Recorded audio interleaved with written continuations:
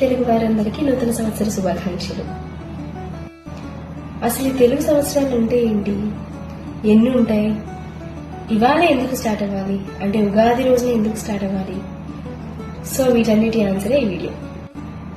మన భారతీయ చాంద్రమాన పంచాంగం ప్రకారం మన తెలుగు సంవత్సరాలు 60 ఉంటాయి.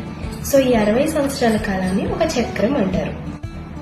ఈ 60 సంవత్సరాలు ప్రతి ఒక్క సంవత్సరం శ్రీ చైత్ర శుద్ధ పాడ్యమికి అంటే ఉగాది రోజున మొదలవుతుంది. ఉగాది రోజు మొదలై ఒక సంవత్సర కాలం నడుస్తుంది, తర్వాత రెండవ సంవత్సరం మొదలవుతుంది. ఇలా 60 సంవత్సరాలు అంటే ఒక చక్రం పూర్తవుతుంది. తర్వాత మళ్ళీ మొదటి సంవత్సరం స్టార్ట్ అవుతుంది. ఇప్పుడు ఈ 60 సంవత్సరాల పేర్లేంటో తెలుసుకుందాం.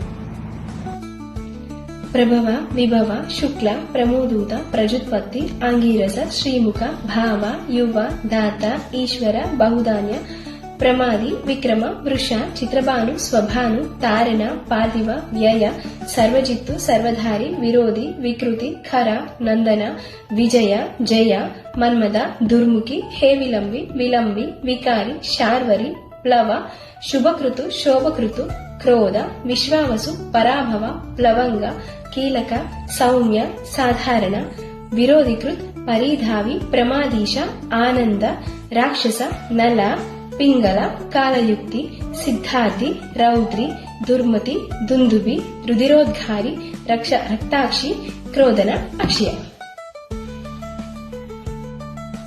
My dear all Gen Z, alpha, beta generations, మీరు ఓన్లీ హ్యాపీ న్యూ ఇయర్ చెప్పాల్సిన అవసరం లేదు. మనకి ప్రతి కొత్త సంవత్సరానికి కూడా ఒక స్పెషల్ నేమ్ ఉంది. Know all the 60 names and celebrate each new year very personally.